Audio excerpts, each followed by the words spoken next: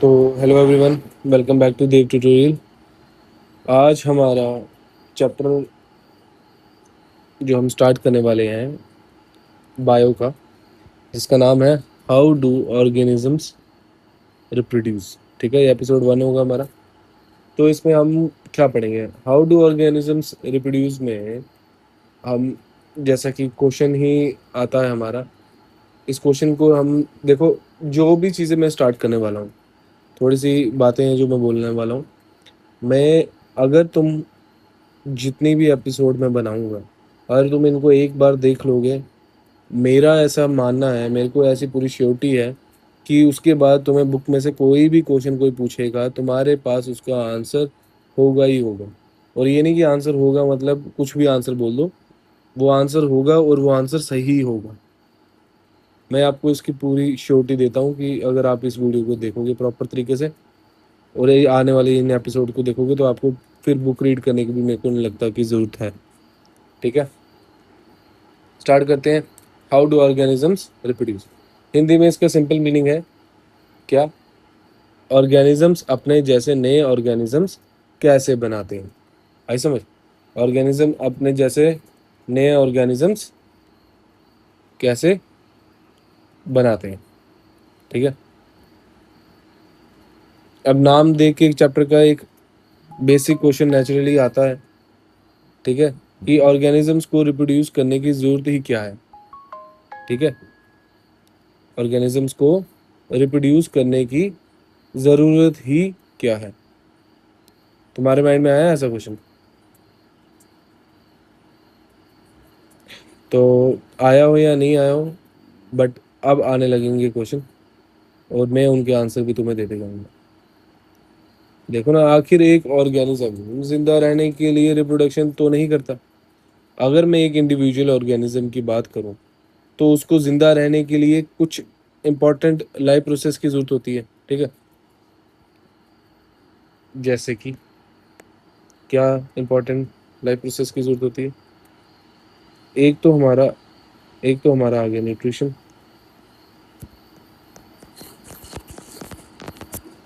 Mic on है,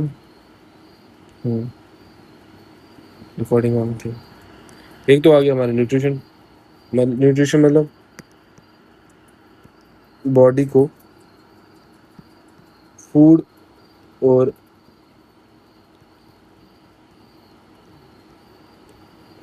nutrients provide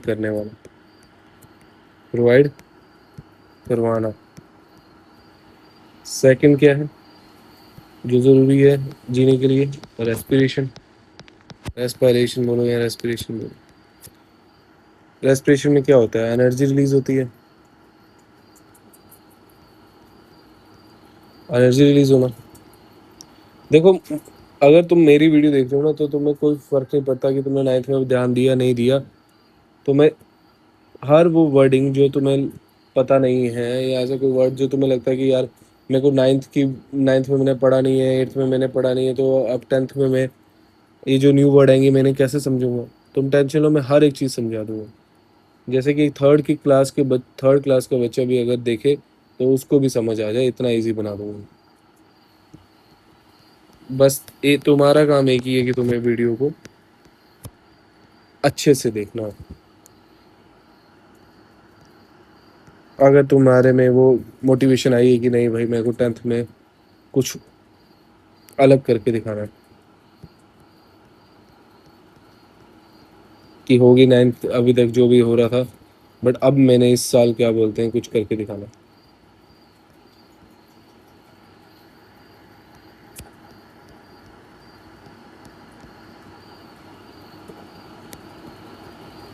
excretion मतलब waste substance को बॉडी से रिमूव करना।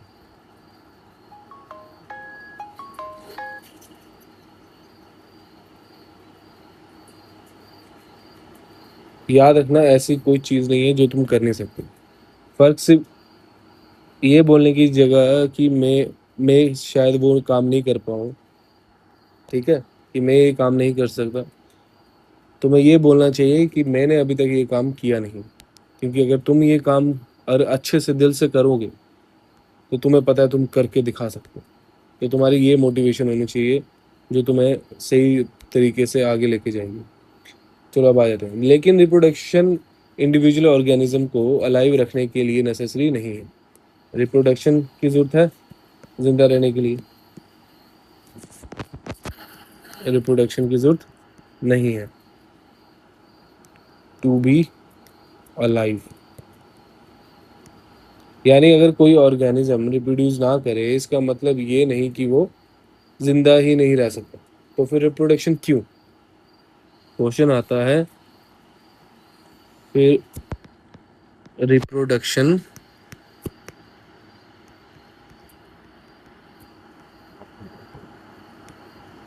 आखिर क्यों? ठीक है, देखो रिप्रोडक्शन का पर्पस इंडिविजुअल को अलाइव रखना नहीं बल्कि न्यू इंडिविजुअल को प्रोड्यूस करना होता है। यार है क्या? इंडिविजुअल को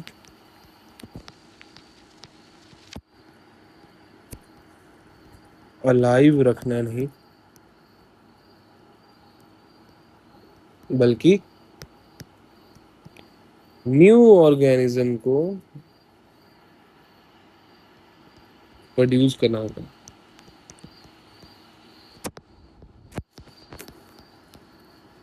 न्यू ऑर्गेनिज्म को प्रोड्यूस करना होता है।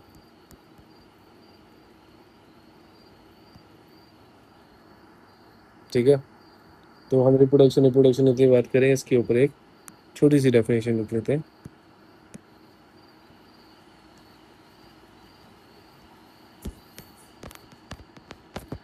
Reproduction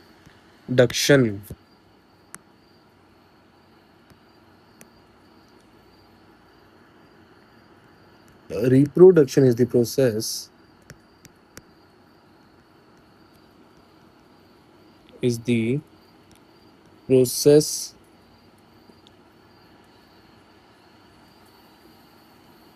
by which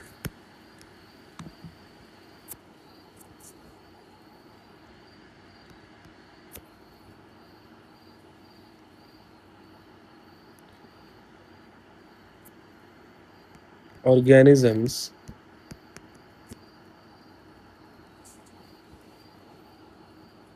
produce new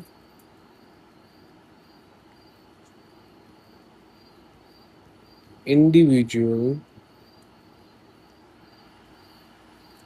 of their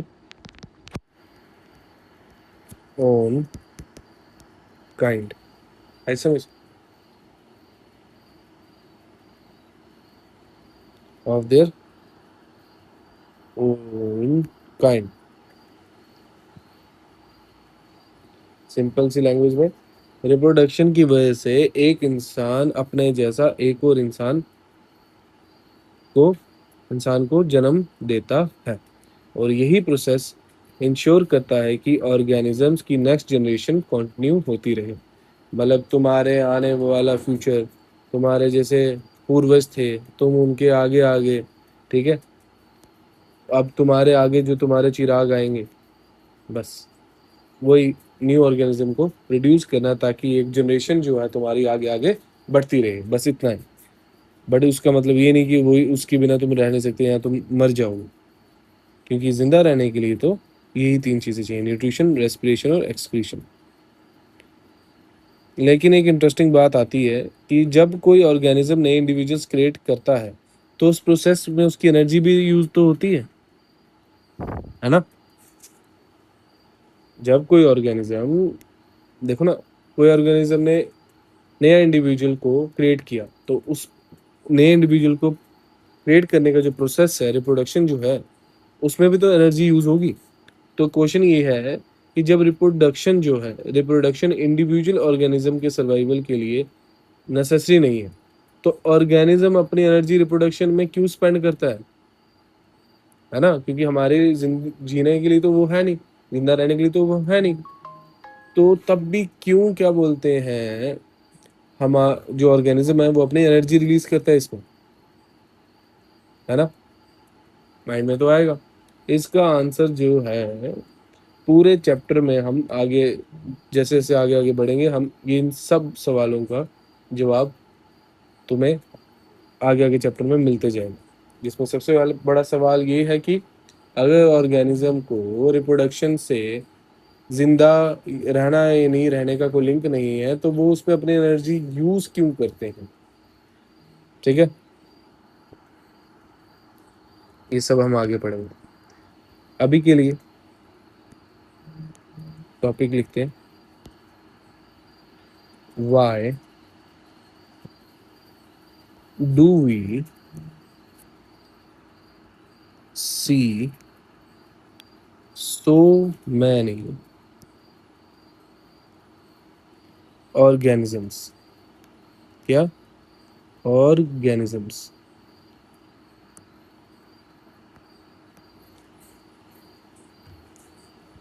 अब अपने आसपास देखो, हमें एक ही टाइप के बहुत सारे ऑर्गेनिजम्स दिखते हैं। बहुत सारे प्लांट्स, बहुत सारे एनिमल्स और बहुत सारे माइक्रो ऑर्गेनिजम्स। और अगर किसी पर्टिकुलर स्पीशीज का सिर्फ एक ही इंडिविजुअल होता और वो रिप्रोड्यूस ही नहीं करता, क्या? और वो रिप्रोड्यूस ही नहीं करता, तो कुछ टाइम बाद उस स्पीशीज के इंडिविजुअल्स ही नहीं बचते। आई समझ? इसलिए ऑर्गेनिजम्स का रिप्रोड्यूस करना इंपॉर्टेंट है, because reproduction creates new individual. क्योंकि अगर न्यू इंडिविजुअल क्रिएट नहीं होंगे तो जब वो मर गया तो उसकी जनरेशन भी वहीं खत्म हो जाएगी। आई समझ? अब एक और क्वेश्चन पूछता हूँ, हमें कैसे पता चलता है कि दो ऑर्गेनिजम्स सेम स्पीशीज के हैं? मतलब ये एक ही से आए हुए दो इंडिविजुअल्स हैं, ठीक है, एक ही पेरेंट्स से आए दो इंडिविजुअल्स हैं। आई समझ आई मैंने क्या बोला? हमें कैसे पता चलता है कि दो ऑर्गेनिजम्स, दो चीजें जो अभी प्रोड्यूस हुई, वो इस सेम स्पीशीज से बिलोंग करती हैं? ठीक है, यूजुअली हम देखते हैं कि उनका बॉडी डिजाइन सिमिलर है या नहीं। जैसे अगर ह्यूमन ने बेबी मतलब प्रोड्यूस किया, न्यू ऑर्गेनिज्म प्रोड्यूस किया, तो वो भी ह्यूमन दिखना चाहिए। सिमिलरली हम ऐसा ही करते हैं, ये चीज़ें सिमिलैरिटी हम देखते हैं कि वो भी ह्यूमन है, वो भी ह्यूमन है। ये तो है नहीं ह्यूमन जो प्रोड्यूस करेगा न्यू ऑर्गेनिज्म, वो डॉग होगा, कैट होगा, ठीक है, उसकी शेप और ह्यूमन की शेप मैच करेंगी। फॉर एग्जाम्पल, सेम स्पीशीज के ऑर्गेनिज्म जनरली एक दूसरे के सिमिलर बॉडी फीचर्स को शो करते हैं। इसलिए रिप्रोडक्शन से जो न्यू इंडिविजुअल्स बनते हैं वो जनरली पेरेंट्स के सिमिलर होते हैं। पेरेंट्स के सिमिलर होते हैं। जैसे आपके मम्मा या पापा ले लो, उनके कान है, आपके भी कान है, आप भी टांगों से चलते हैं, वो भी टांगों से चलते हैं, वो उनके भी हाथ हैं, आपके भी हाथ हैं, उनको भी सिर पे जैसे बाल होंगे वैसे आपको हैं, ठीक है। लेकिन एक इंपॉर्टेंट वर्ड याद रखना, similar is not equal to absolutely identical. ठीक है, क्या? सिमिलर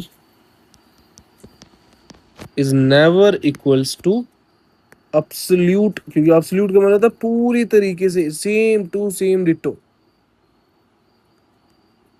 सिमिलर का मतलब होता है, सिमिलर का मतलब क्या होता है? पूरी तरह नहीं, बस कुछ चीजें जो है वो सिमिलर है, कुछ कुछ चीजें सेम सेम है।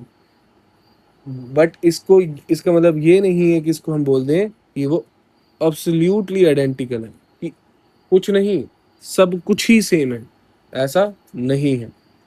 याद रखना इसको, ये डिफरेंस चैप्टर में बहुत इंपॉर्टेंट होने वाला है, याद रखना। अब आगे बढ़ते हैं। तुम्हारे बुक में सेक्शन 7.1 है, उसे ओपन करो। तुम्हारे पास अगर बुक नहीं है तो तुम ऑनलाइन भी जा सकते हो।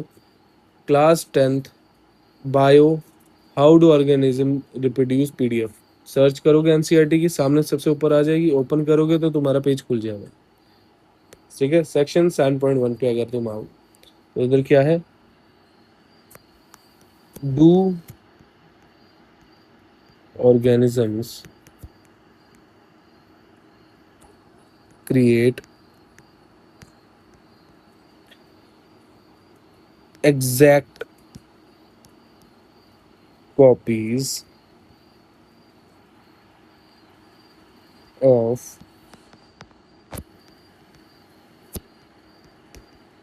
themselves?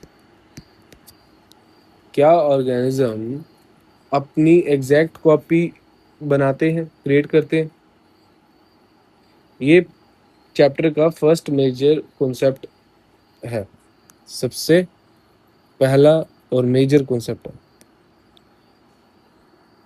इस क्वेश्चन को समझने के लिए कि do organisms create exact copies of themselves, हमें पहले एक सिंपल आइडिया समझना होगा, जो आइडिया है बॉडी का डिजाइन। बॉडी डिजाइन, अगर किसी ऑर्गेनिज्म का बॉडी डिजाइन सिमिलर है तो उस बॉडी डिजाइन की इंफॉर्मेशन कहीं स्टोर्ड होनी चाहिए। ठीक है, बुक इसको ब्लूप्रिंट के कॉन्सेप्ट से एक्सप्लेन करती है। इसके हिसाब से, ब्लूप्रिंट के हिसाब से, कि जैसा एक ऑर्गेनिज्म का बॉडी डिजाइन सिमिलर है तो उस बॉडी डिजाइन की इंफॉर्मेशन कहीं ना कहीं स्टोर होनी चाहिए, और उस स्टोर होनी चाहिए को बुक क्या बोलता है, ब्लूप्रिंट का कॉन्सेप्ट देके एक्सप्लेन करता है। ब्लूप्रिंट क्या होता है? ब्लूप्रिंट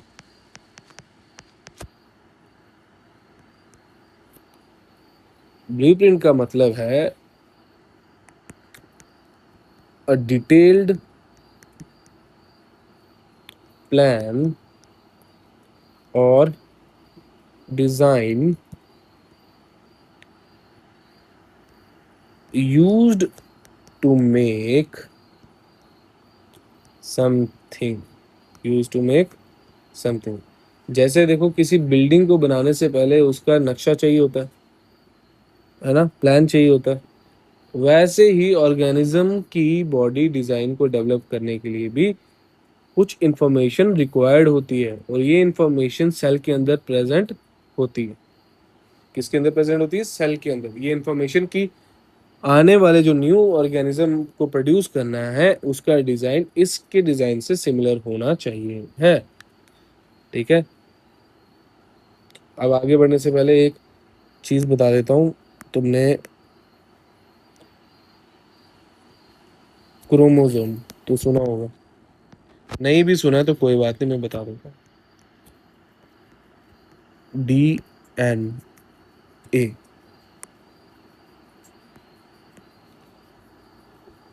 देखो क्लास 9th में तुमने पढ़ा था कि सेल के न्यूक्लियस में क्रोमोसोम प्रेजेंट होता है। इसके सेल के न्यूक्लियस में क्या प्रेजेंट होता है? क्रोमोसोम।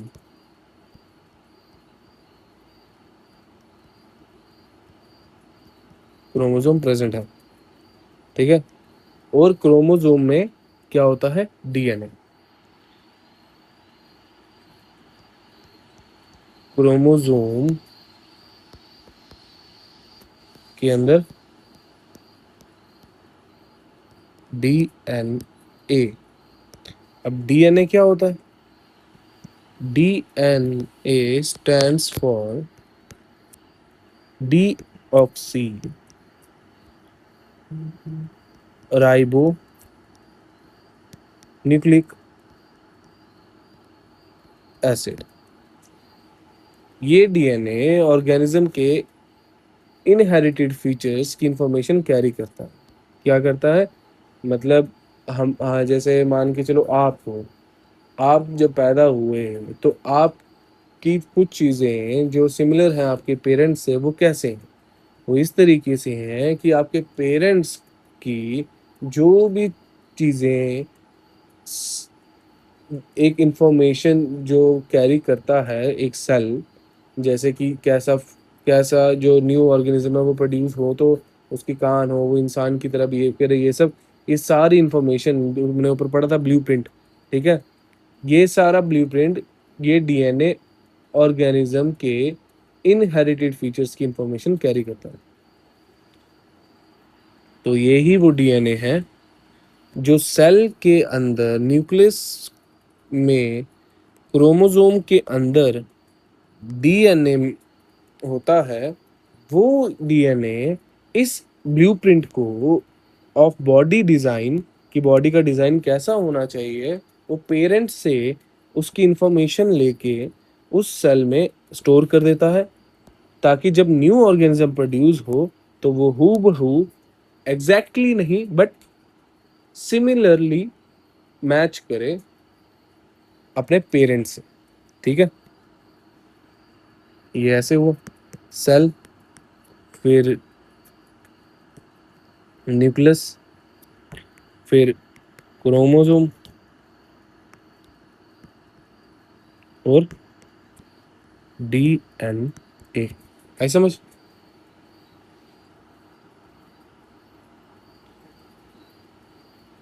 अब डीएनए को एक सिंपल लैंग्वेज में समझाता हूँ मैं।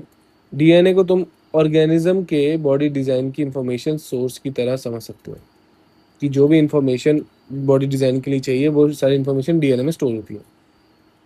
अब डीएनए में जो इंफॉर्मेशन होती है उसके अकॉर्डिंग सेल्स प्रोटीन्स बनाते हैं। क्या डीएनए में, डीएनए की स्टोर्ड इंफॉर्मेशन के अकॉर्डिंग, इंफॉर्मेशन के अकॉर्डिंग सेल्स प्रोटीन बनाते हैं, प्रोटीन बनाते हैं। और प्रोटीन्स बॉडी को डिफरेंट स्ट्रक्चर और फंक्शन में इंपॉर्टेंट रोल प्ले करते हैं। क्या यही प्रोटीन फिर जब बन जाते हैं, जब सेल से ये प्रोटीन बनाते हैं, तो ये प्रोटीन बॉडी के डिफरेंट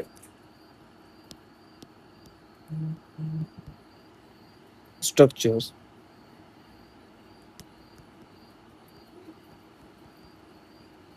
different structures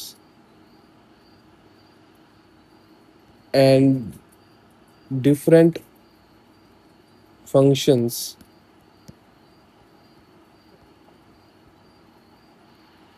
में important रोल प्ले करते हैं। कौन? ये प्रोटीन्स। इसमें बॉडी के जो डिफरेंट स्ट्रक्चर है और डिफरेंट जो भी डिफरेंट स्ट्रक्चर होते हैं बॉडी के और जो डिफरेंट फंक्शंस होते हैं, वो सब में सबसे बड़ा पार्ट कौन प्ले करता है? प्रोटीन्स, जो कि सेल बनाता है अकॉर्डिंग टू द डीएनए में जो इंफॉर्मेशन स्टोर्ड होती है of their of the previous of the previous parent. ठीक है, तो हम ऐसे बोल सकते हैं डीएनए था, उसमें इंफॉर्मेशन थी, उसने प्रोटीन बनाया उस हिसाब से सेल ने, फिर बॉडी का वैसा ही डिज़ाइन फिर बनने लग गया। ये कनेक्शन बहुत इंपॉर्टेंट है। ठीक है, अब सोचो कि अगर डीएनए में जो इंफॉर्मेशन स्टोर्ड हुई है वो ही चेंज हो गई, अगर फिर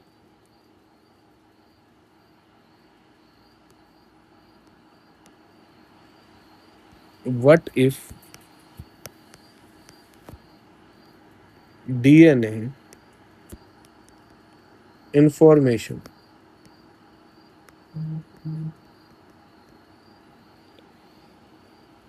चेंजेस, फिर अब मान लो डीएनए में जो इंफॉर्मेशन है उसमें चेंज आ गया, तो क्या होगा? बताओ, तो क्या होगा? अगर इंफॉर्मेशन चेंज होगी तो प्रोटीन्स भी डिफरेंट बनेंगे, है ना? सेल्स प्रोटीन भी डिफरेंट बनाएगी, और अगर डिफरेंट प्रोटीन बनेंगे तो बॉडी का डिजाइन भी चेंज हो सकता है। सो हमेशा इस चेन को याद रखना, change in DNA information is equals to different protein और is equals to change in body design. Change in body design मतलब एक तरह का पूरा पूरा मॉडिफाइड वर्जन मान लो, क्योंकि जैसा डिजाइन बनना था वैसा नहीं बना। क्यों? क्योंकि डीएनए में इंफॉर्मेशन गलत स्टोर हुई, गलत डिफरेंट स्टोरी, जो होनी थी वो नहीं हुई, उससे अलग स्टोर हुई। तो change in DNA information leads to different proteins.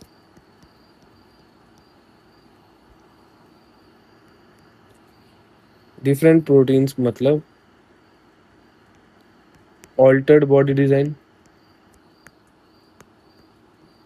Alter body design, जिस बॉडी का डिजाइन ऑल्टर हो जाना।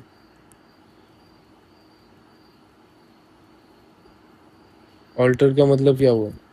चेंज या मॉडिफाई, पहले से अलग। ठीक है, इसलिए रिप्रोडक्शन को समझने के लिए डीएनए का रोल बहुत इंपॉर्टेंट है। और याद रखना, रिप्रोडक्शन का एक बेसिक इवेंट क्या है? Creation of a DNA copy. क्या?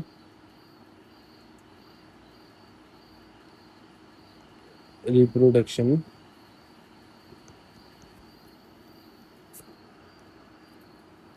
का बेसिक काम, बेसिक इवेंट जो वो करता है वो क्या है?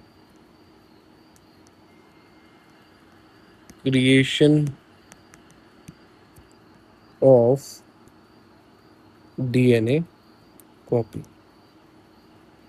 यानी रिप्रोड्यूसिंग सेल को अपने डीएनए की कॉपी बनानी होती है। क्या? जो मतलब ऑर्गेनिज्म बन रहा है, ठीक है, जो रिप्रोड्यूस हो रहा है, तो क्या मतलब वो इसका? रिप्रोड्यूसिंग सेल को अपने डीएनए की कॉपी बनानी होती है। जिस डीएनए में इंफॉर्मेशन स्टोर है ना, मान के चलो आपके पेरेंट की जो डीएनए है, ठीक है, आपके पेरेंट से जो डीएनए हम दूसरा, जैसे मान के चलो आपने लिया, ठीक है, आपने अपने पेरेंट से डीएनए कॉपी किया, तो उसमें क्या है? आपको रिप्रोड्यूसिंग सेल को अपने डीएनए की कॉपी बनानी होती है। ठीक है,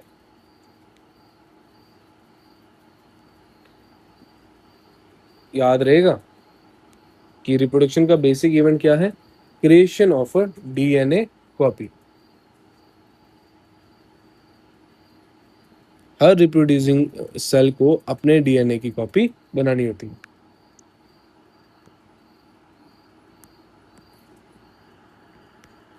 अगला आ जाते हैं डीएनए कॉपी की बात की थी ना, अब आ जाते हैं उसी पे, डीएनए कॉपिंग। क्या डीएनए कॉपी? सेल्स अपने डीएनए की कॉपीज कैसे बनाते हैं? क्वेश्चन ये है।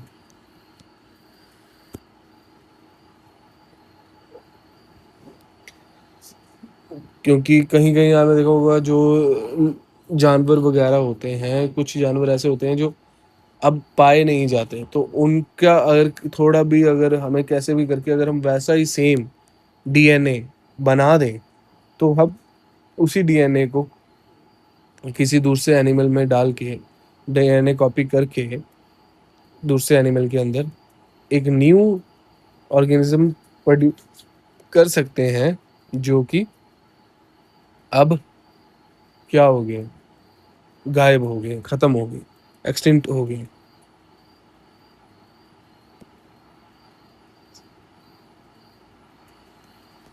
सेल्स अपने डीएनए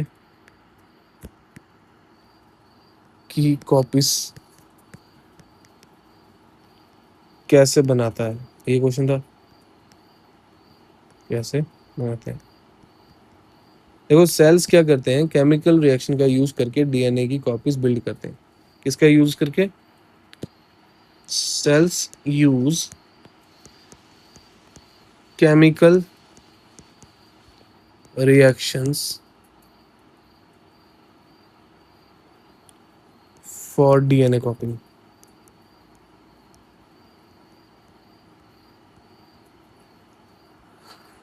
कैसे? मान लो एक ओरिजिनल डीएनए, ठीक है, तुम्हारा, जैसे तुम्हारा डीएनए, ठीक है, तुम्हारा ओरिजिनल डीएनए का क्या हुई, कॉपी हुई।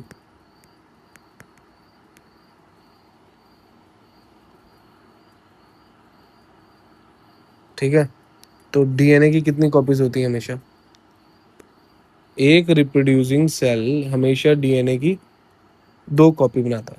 ओरिजिनल डीएनए की कॉपिंग हुई कितने में, 2 में, 1 और 2, 2 डीएनए कॉपिंग हुई। याद रखना, एक रिप्रोड्यूसिंग जो सेल रिप्रोड्यूस हो रहा हो, रिप्रोड्यूस, यार है ना, रिप्रोड्यूस हो रहा हो, वो डीएनए की कितनी कॉपी बनाता है, डीएनए की 2 कॉपीज क्रिएट करता है।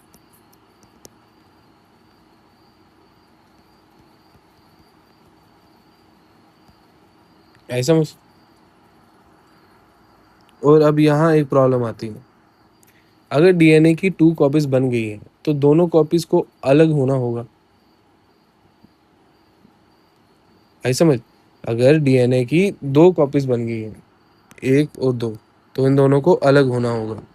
ऐसा क्यों, क्वेश्चन आना चाहिए तुम्हारे मन से, ऐसा क्यों सर, डीएनए की 2 कॉपीज बना रहे हैं तो उनको अलग क्यों करना है, क्योंकि एक सेल को डिवाइड होकर न्यू सेल्स बनाने हैं।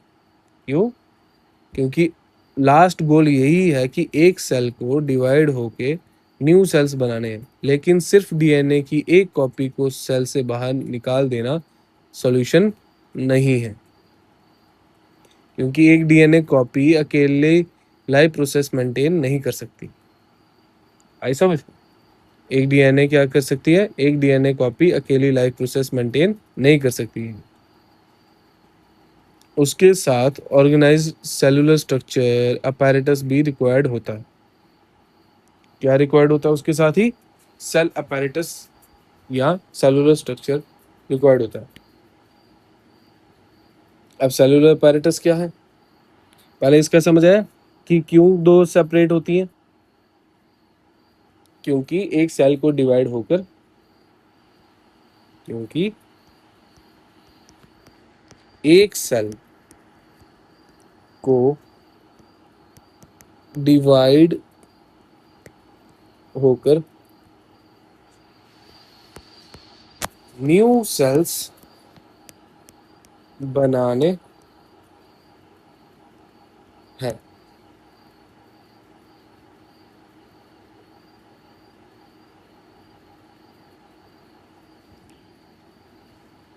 और सिर्फ एक डीएनए कॉपी से ये सब लाइफ प्रोसेस को मेंटेन करना पॉसिबल नहीं है।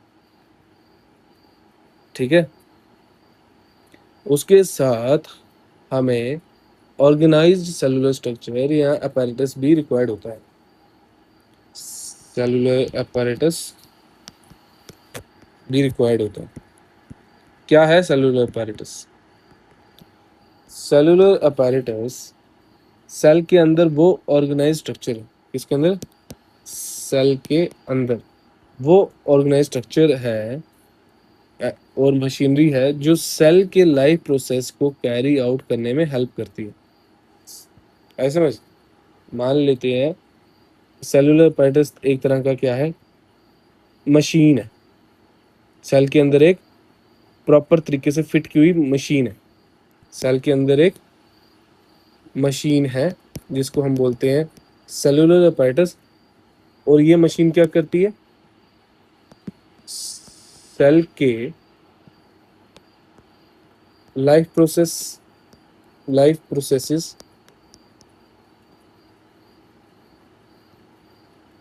जो भी सेल को लाइफ प्रोसेस करने होते हैं उनमें हेल्प करता है, लाइफ प्रोसेसेस को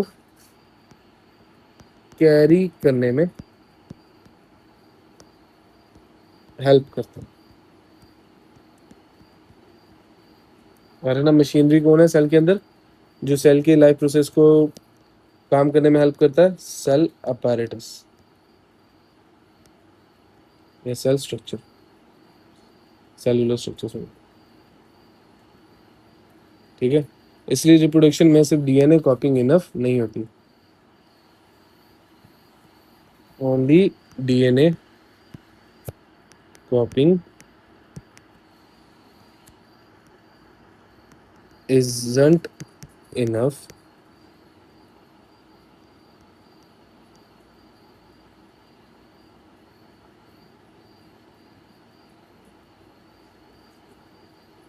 in reproduction।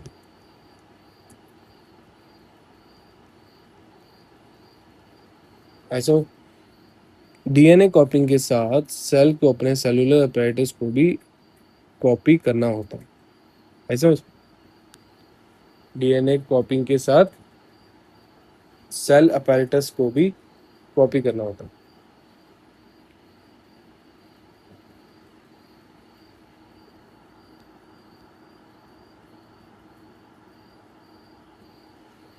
ऐसा ऐसे समझ, एक रिप्रोड्यूसिंग सेल है,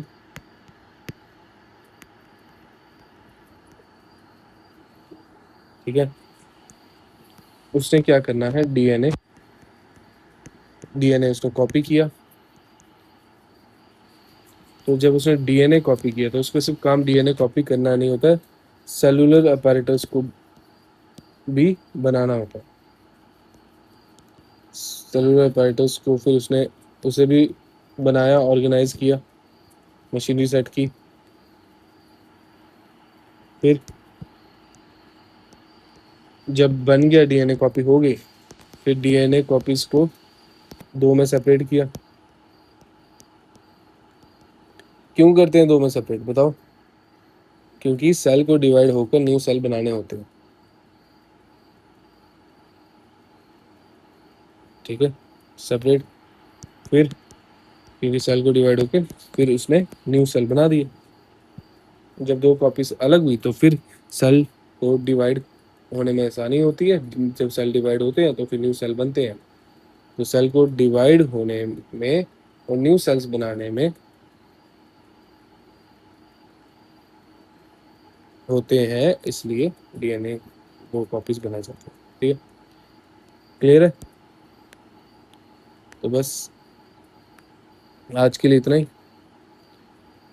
अब लास्ट में जाते जाते मैं तुम्हें एमसीक्यूज दूंगा, जो तुमने कमेंट में शेयर करने हैं उसके आंसर्स, और मुझे ताकि पता चले कि क्या बोलते हैं, तुम्हें समझ आई भी या नहीं।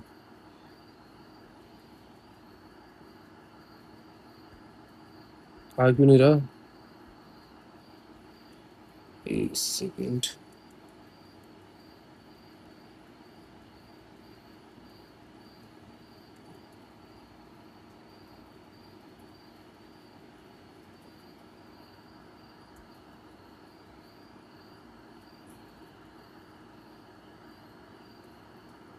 Paste, small small small small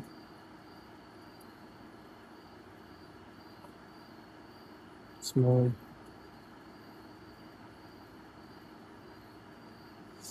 small.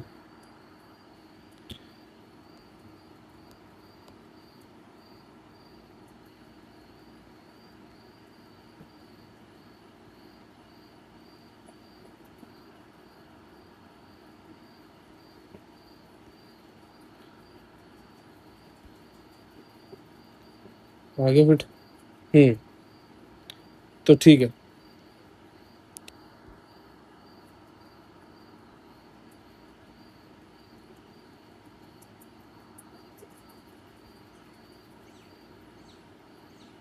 ठीक। तो मुझे आंसर देने हैं तुमने, ठीक है। पहला क्वेश्चन है, which of the following is not an essential life process for maintaining the life of an individual organism? Nutrition, respiration, reproduction, excretion.